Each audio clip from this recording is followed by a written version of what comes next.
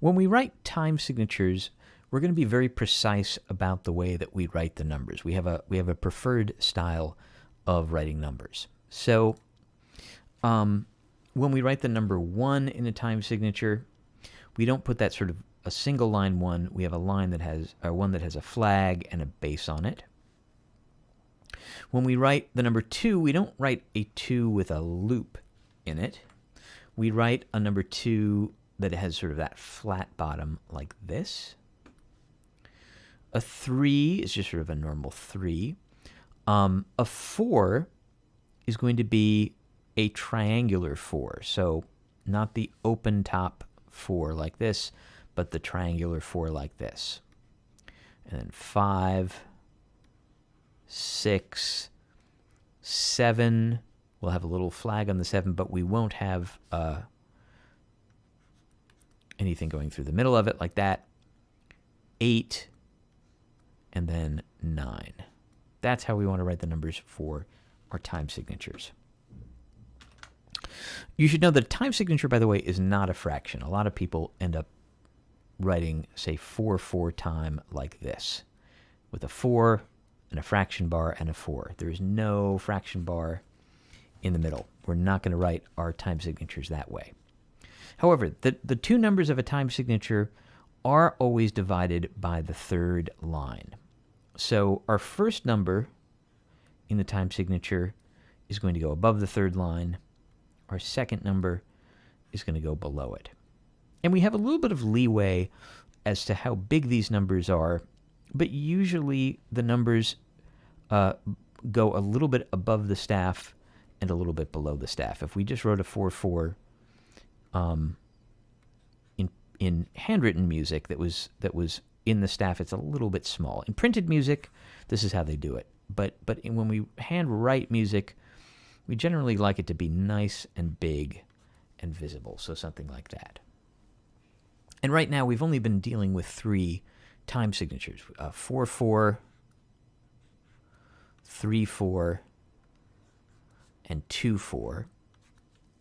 But later on in the semester, we're going to encounter other time signatures, such as 6/8 and 3/8 and 3/2. So we'll have all kinds of different combinations here. And 6/4. So these are all things that we'll eventually write, but the principle remains the same. The time signature, and this is always going to be very important, has a very particular place on a staff line. The staff line always begins with a clef. So let's imagine that this staff line here is going to begin, we want this to begin with a treble clef. And a treble clef is always going to be as close to the edge of the staff line as we can make it without going over. Maybe I went a little bit too far over to the left there. But the treble clef will always come first. Then the key signature, we haven't learned about key signatures yet, but the key signature, the sharps and flats, when we do learn about them, will go next, but we don't have any sharps and flats just yet. So the next thing that we will do is put the time signature.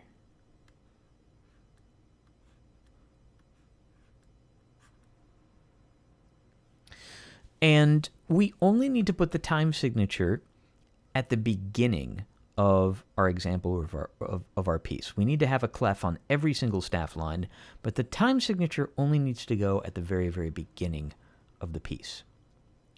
And if we had a grand staff, let's bring this down. Imagine we have a grand staff here. So we're going to have, let's imagine that we have a bass clef down here.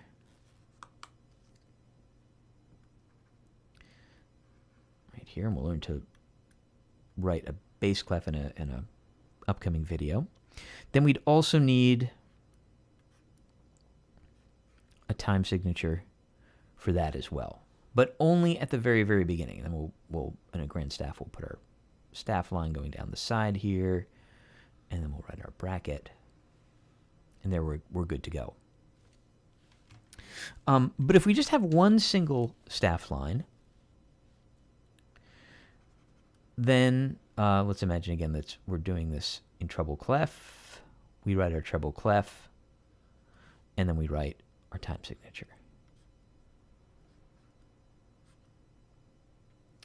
Now, and I'm going to do this in 2/4, in fact, just so we have, so I can show you this next thing a little bit more clearly. The bar lines, as we go through measure by measure in whatever piece we're doing, suppose we're in a piece in 2/4, let's have a C, quarter note C in the first measure, followed by a quarter note D. And then in the next measure, we're going to have a quarter note E, followed by a quarter note F, just to keep it simple. Our bar line is going to go in between these. And our bar line is maybe the simplest musical symbol. It simply is a line that connects the top of the staff to the bottom of the staff. So it's going to go from the top line down to the bottom line. And in 2/4, we want to make sure that every 2 beats we have a bar line, just like this. It's not a great straight line, but you get the idea. I'm going to just keep this going here. Let's add a couple of other notes. Let's add 2 more measures, and then I'll show you what happens at the end.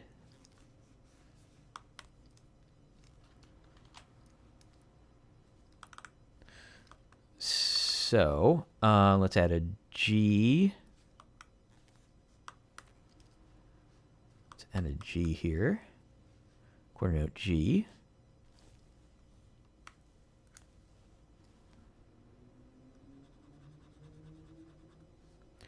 And just so we have a stem going down, let's add a C here too.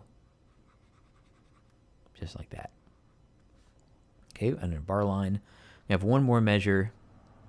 Let's go back down to a C, and then we'll go up to a G up here.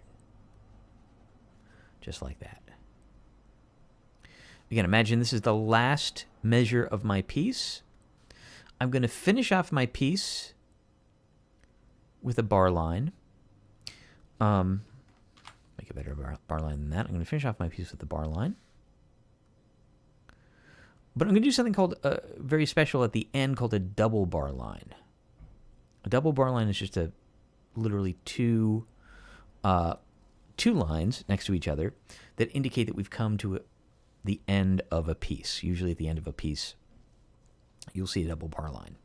If you want to get really fancy, sometimes the second bar line, when it's printed, it's always thickened. When we're doing it by hand, we don't usually worry so much about that. But if you want to get really fancy, you can thicken the second line.